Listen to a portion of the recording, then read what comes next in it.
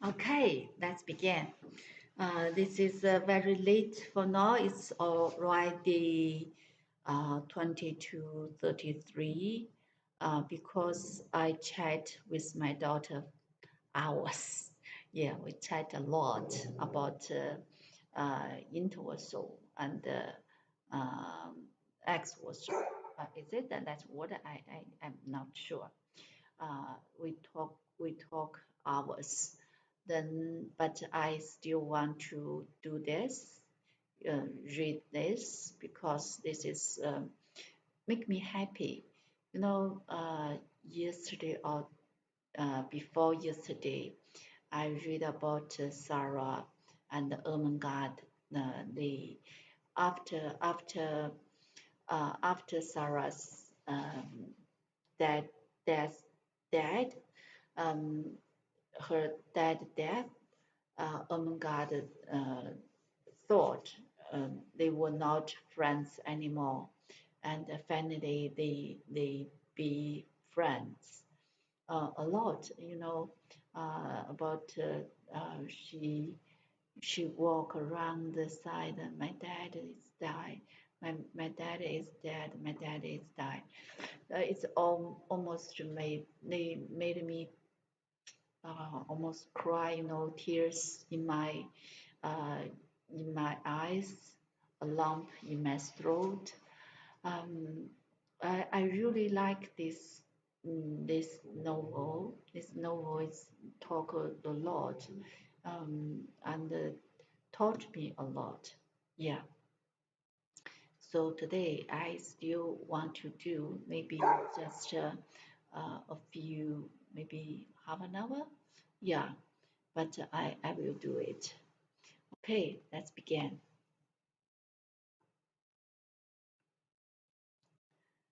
The Indian gentleman, but it was perilous, but perilous.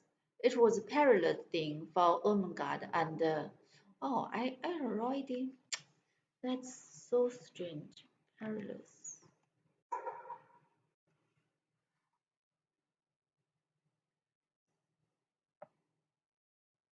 I already tried it and save, but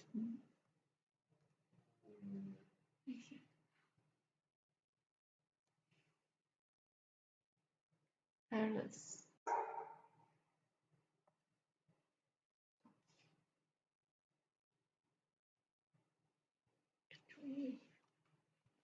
危险的。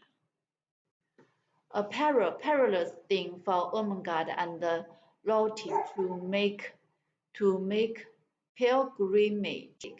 Pilgrimage.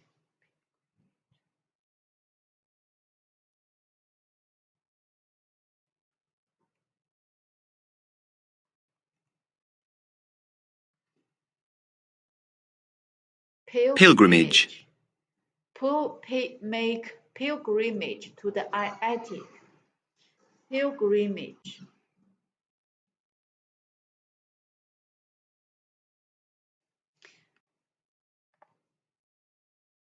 to make pilgrimage to the attic. They could never be quite sure when Sarah would be there, and they could scarcely ever be certain that Miss Amelia would not make a tour of inspection through the bedroom after the pupils were supposed to be asleep. So they visit very rare ones, and Sarah lived a strange and lonely life. It was lonelier life when she was downstairs than when she was in the attic. She had no one to talk, and when she was sent out to errands and walked through the streets, a forlorn little feet, a forlorn, a, a forlorn, a forlorn little figure carrying a basket or a parcel, trying to hold her head on, hold her hat on when the wind was blowing, and feeling the water soak through her shoes when it was raining. She felt as if the crowd hurrying past her made her loneliness in her brown brown brown brown brown brown. I think it's brown.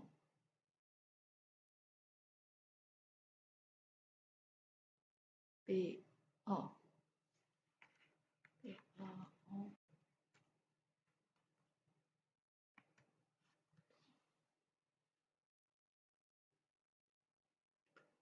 Brougham, Broom, Brougham, broom.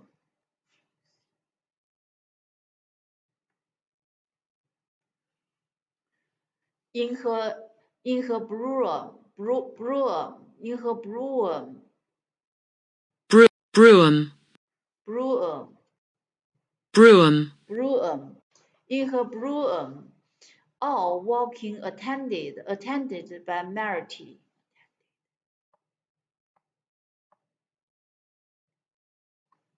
All walking attended Merity. The sight of her bright, eager little face and pictures, pac, picturesque, and her picture, picturesque, is it? No,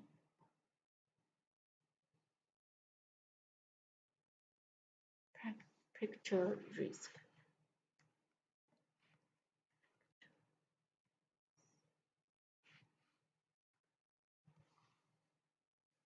picturesque,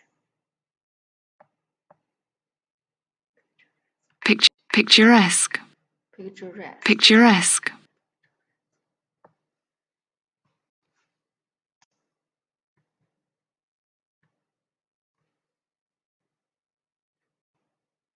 Picturesque, and the picturesque coat and hats look after her. A happy, beautiful, cared for little girl naturally attracts attention. Poorly dressed children are not rare enough and pretty enough to make people turn around to look at them and smile. No one looked at Sarah in these days, and no one seemed to. She had begun to grow very fast, and as she was dressed only in such clothes as the plainer remnants of her wardrobe or remnants of her wardrobe would supply. She knew she looked very queer indeed. All her valuable garments all her valuable garments has been disposed of, and such as had been left for her use, she was expected to wear so long as she could put them on at all. Sometimes when she passed a shop window with a mirror in it, she almost laughed outright on catching a glimpse of herself, and sometimes her face went red and she bit her lip and returned away. In the evening, when she passed houses whose ho- house, ho- house, when she passed uh, houses, houses whose windows were lighted up, she used to look into the warm rooms and amuse herself by imagining things about the people she saw sitting before the fires or about the tables. It always interested her to catch glimpses of rooms it always interested her to catch glimpses of rooms before the shutter was closed. There were several families in the square in which Miss Minchin lived, with with which she had become quite familiar in a way of her own. The one she liked best she called the large family. She called it the large family not because the members of it were large, for indeed most of them were little, but because there were so many of them. There There were 8 children in the large family, and a Stuart Rossi mother, a Stuart Rossi father, and a Stuart Rossi grandmother, and any member of servant. The 8 children were always either being taken out to walk or to ride in perambulators. Perambulators in perambulator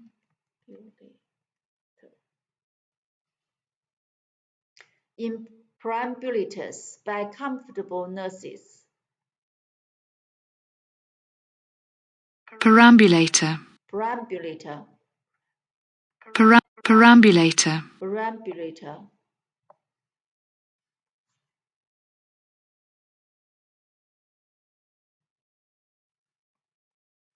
Perambulators by comfortable nurses. Or they were going to drive with their mother, flying to the door in the evening to meet their papa, and kiss him and dance around him and drag off his overcoat and look in the pockets for packages. Or they were crowding about the nursery window and looking out and pushing each other, and they were always doing things enjoyable and suited to the tastes of a large family. Sarah was quite fond of them and have given names out of books, quite romantic names.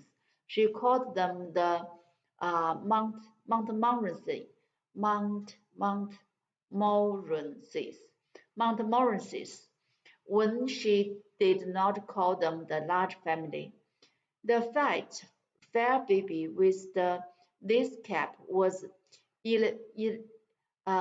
as Elisabetta. The next baby was Violet, the little boy who could just stagger and could not just stagger, and who had such round leg was Sydney. And and then came Lillian, Rosalind, Gay, Guy, Clarence, Veronique, and Claude. Oh, one evening a very funny thing happened, though perhaps in one sense it was not a funny thing at all. Several of the Montmorencys were evidently going to a children's party, and just as Sarah was about to pass the door, they were crossing the pavement to get into the carriage, which was waiting for them. Um, Veronique and Rosalind in uh, white lace frock and lovely um, sashes, sashes, and just got in with lovely sashes. Sashes 忘了是什么意思，褶皱吗？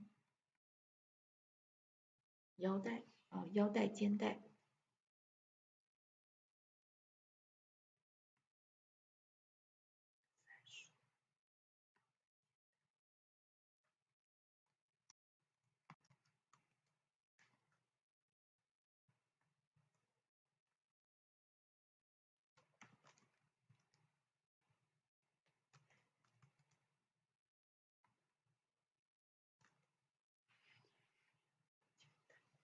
And just got in, and Gay Clarence, aged 5, was following them.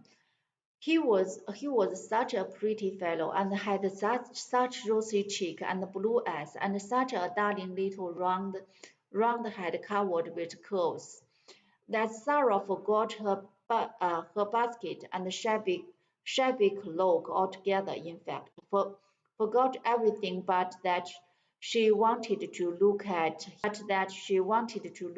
him for a moment. So she paused and looked.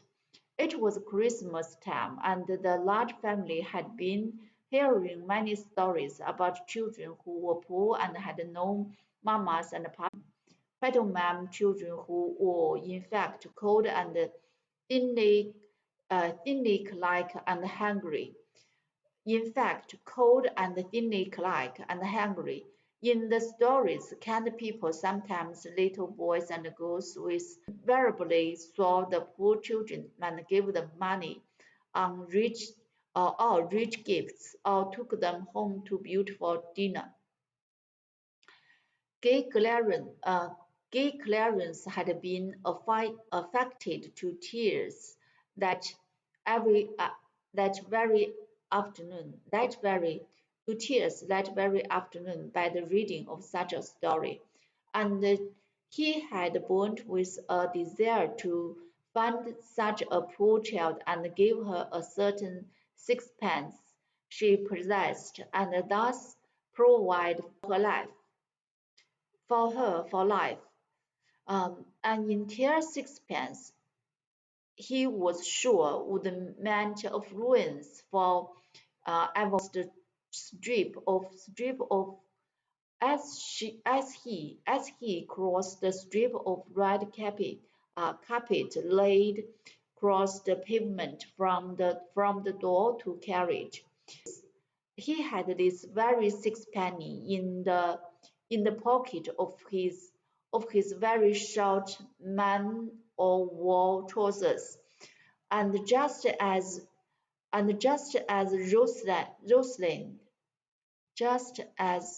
Rosalind Gladys got into the vehicle and jumped on the seat in order to feel the cushion spring under her. He saw Sarah standing on the white pavement in her shabby frock and hat, with her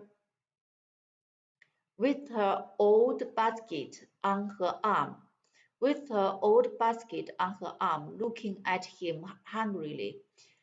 He thought that her eyes looked hungry because she had perhaps had nothing to eat for a long time.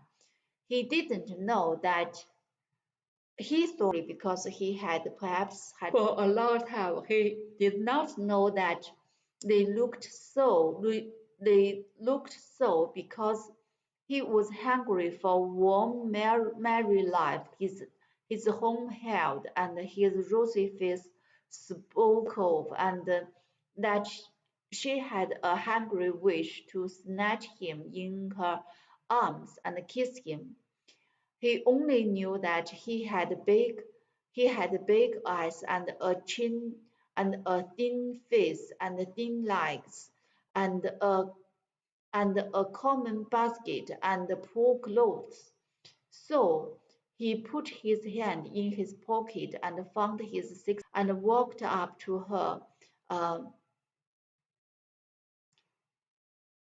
be, benignly. Be,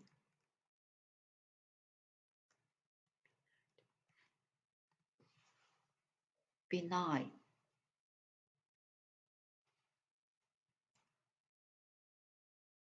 Benignly. Benignly. Benignly, and walked up to her benignly.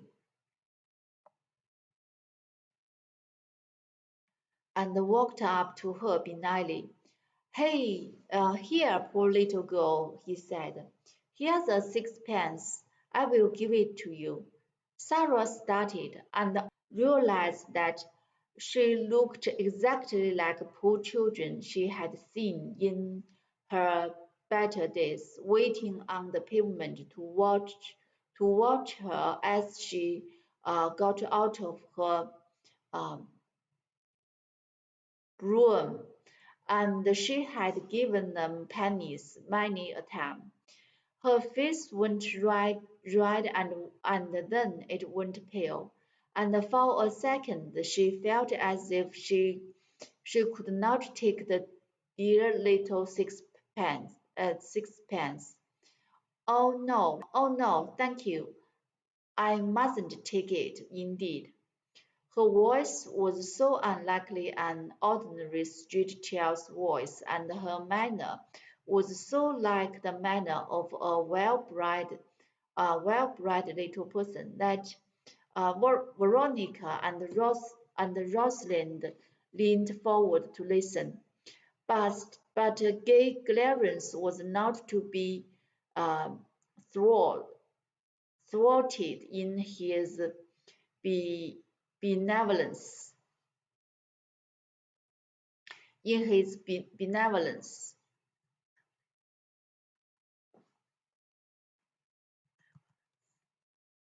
I think it's 丢失人词 benevolence，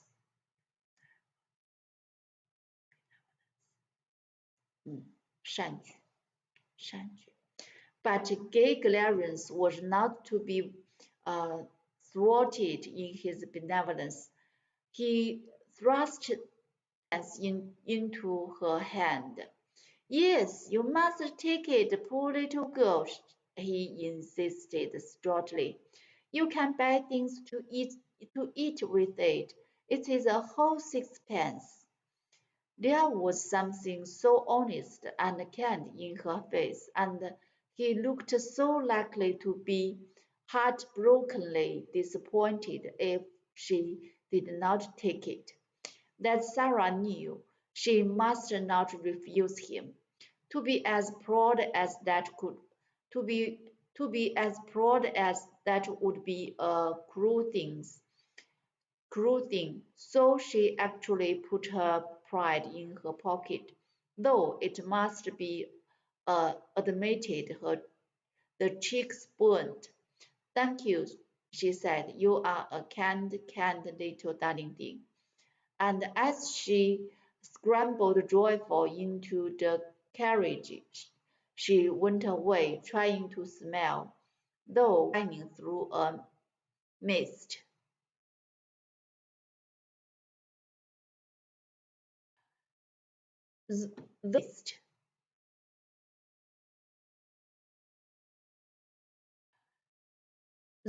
Though she caught her breath quickly and her eyes were shining through a mist. She had known that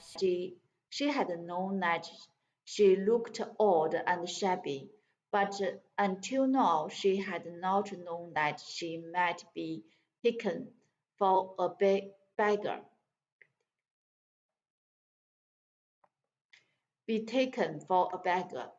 As the large family's carriage drove away, the children inside it were talking with interested excitement. "Oh, Donald!" Janet exclaimed alarmedly. "Why did you offer that little girl your sixpence? I'm sure she's not a beggar." "She didn't speak like a beggar," cried Nora, "and it didn't really look like a beggar's face. Besides, she didn't beg," said Janet. "I was so afraid she might be angry with you. You know, if it makes people angry to be taken for beggars when they are not beggars." "She wasn't angry," said Donald, a, a trifle dismayed. A trifle dismayed. But still firm. She laughed a little, and she said I was a kind, kind little darling thing. And I was, straightly. Uh, it was my whole sixpence. Janet and Nora exchanged glances. Exchanged glances. Exchanged glances. A beggar girl would never have said that, decided Janet. She would have said thank you, kindly. Thank you, kindly, little gentleman. Thank you, sir. And perhaps she would have bobbed a courtesy, Sarah knew nothing about the fact, but from that time the large family was as profoundly interested in her as she was in it. Faces used to appear at the nursery window when she passed, and many discussions concerning her were held round the fair. She is a kind of servant at the uh, seminary, Janet said. I don't believe she belongs to anyone. I believe she is an orphan, but she is not a beggar. However shabby she looks. And afterward she was called by all of them the little girl who is not a beggar, which was of course rather a long name, and sounded very funny sometimes when the youngest one said it in a hurry. Sarah managed to bore a hole in the sixpence and hung it on an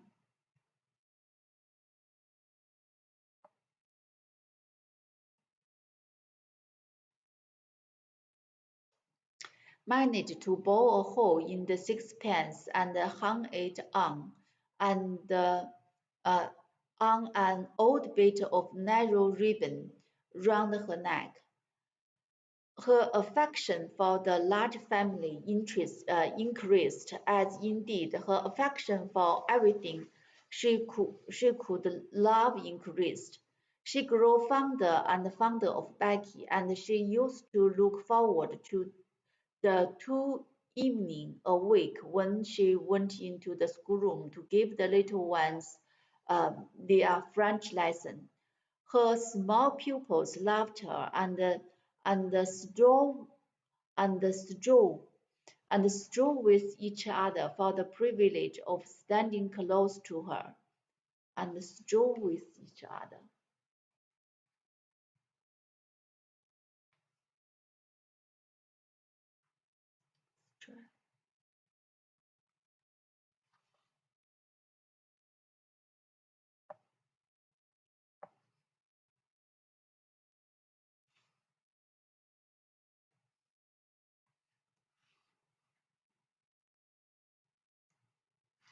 And strove with each other for the privilege of standing close to her and insinu, insinuating their small hand into hers. Insinuate. Insinuate.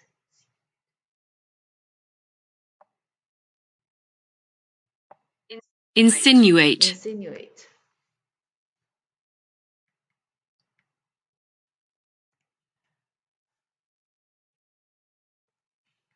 And insinuate their little hand into hers. It fed her hungry heart to feel them nestling up to her.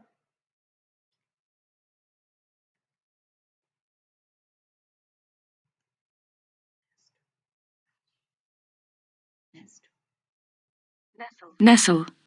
Nestle.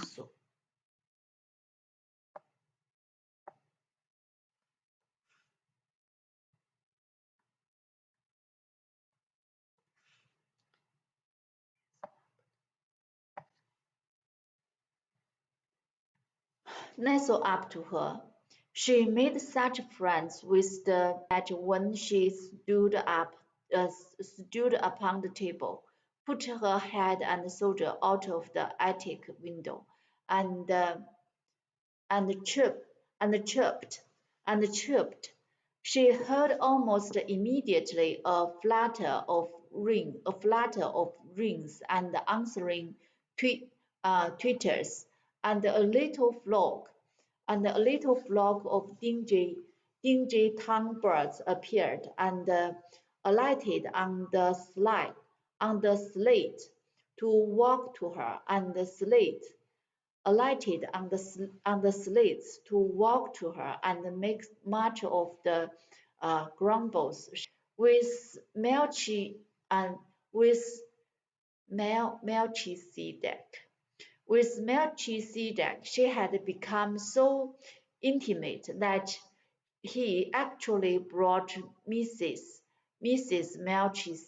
Melchizedek with him sometimes, and now and then one or two of his children.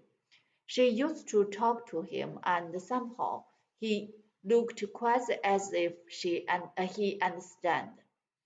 There had grown in her mind rather a strange feeling about Emily, who always sat and looked on at everything. It arose in one of her moments of great des, des, um, desert, desolateness.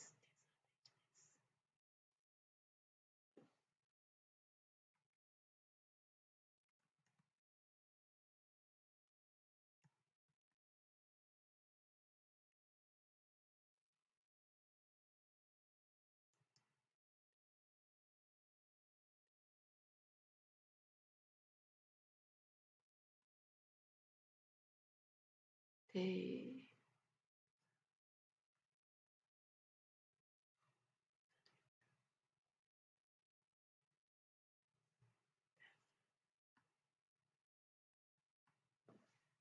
desolate,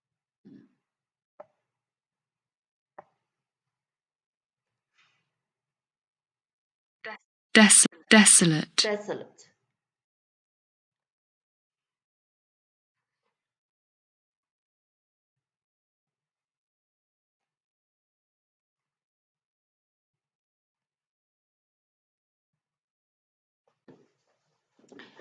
She would have liked to believe or pretend to believe that Emily understood and sympathetic, sympath,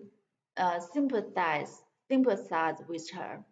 She did not like to own to herself that her only companion could feel and hear nothing. She used to put her in a chair sometimes and sit opposite to her on the old red footstool, and stared and pretend about her until her own eyes would grow large with something which was almost like fear, particularly at night when everything was so still, when the only sound in the attic was the occasionally sudden uh, scurry and squeak of Melchizedek family in the wall. One of her pretenses was that Emily was a kind of good witch who could protect her.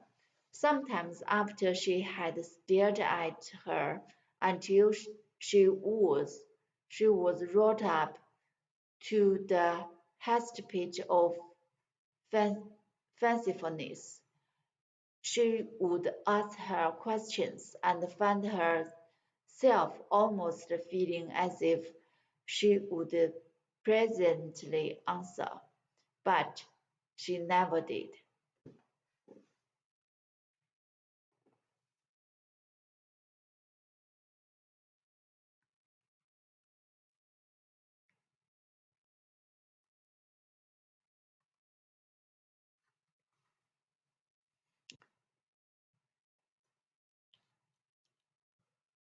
Wrote,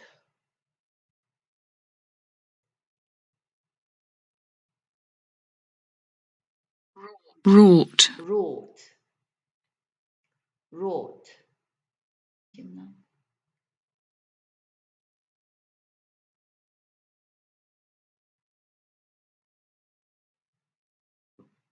造成巨大伤害或者破坏。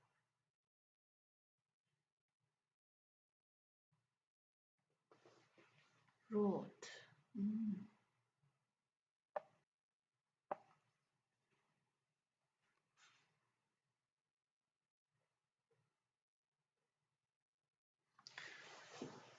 She was wrought up to the highest pitch of fancifulness.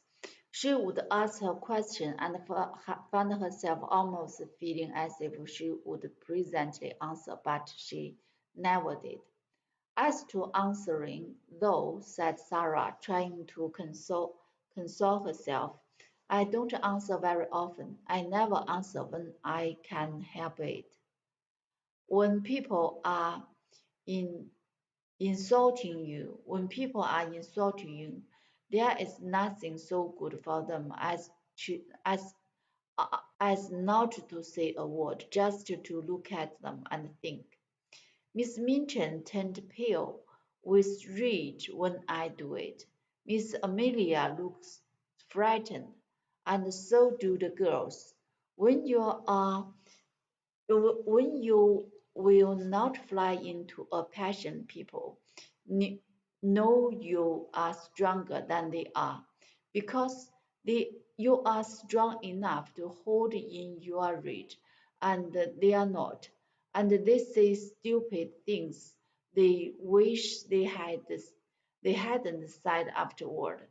There's nothing so strong as rage. There's nothing so as rich, except that make you hold in it. That's stronger. It is a good thing not to answer your enemy. I scarcely ever I scarcely ever do. Perhaps Emily is more like me than I am like myself. Perhaps she would rather not answer her friends, even she keeps it all in her heart. But though she tried to satisfy herself with this argument, she did not find it easy. When, after a long hard day in which she had there sometimes on long errands, through wind and cold and rain, chose to remember that she was only a child, and that her slim legs might be tired and her small body might be chilled. When she had been given only harsh words and cold, slighting looks for thanks, when the cook had been vulgar and insolent.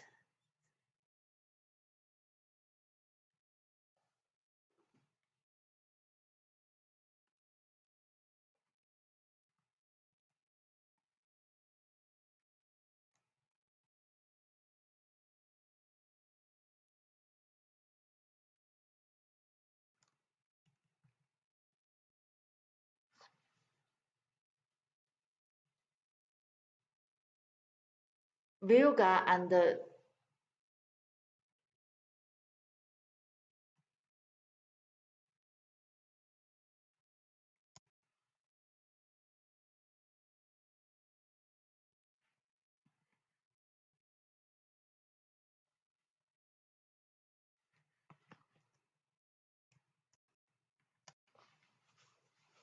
insolent.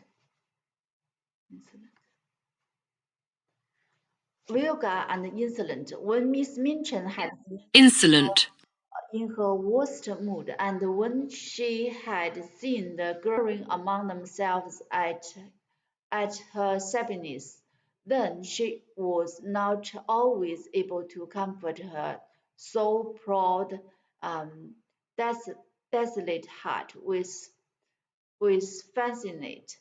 When Emily mere sat upright in her old chair and stares. One of these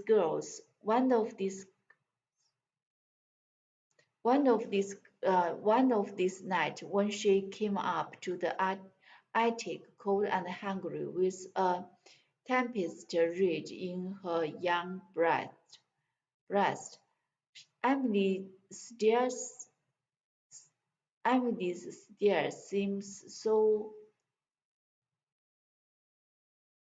so vacant.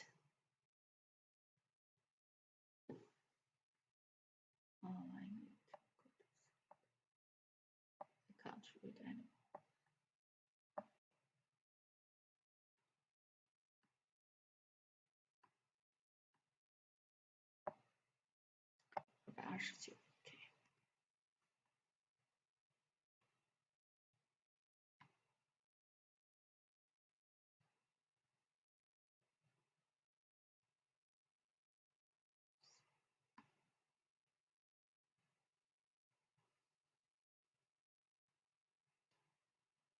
$29.19困死我了。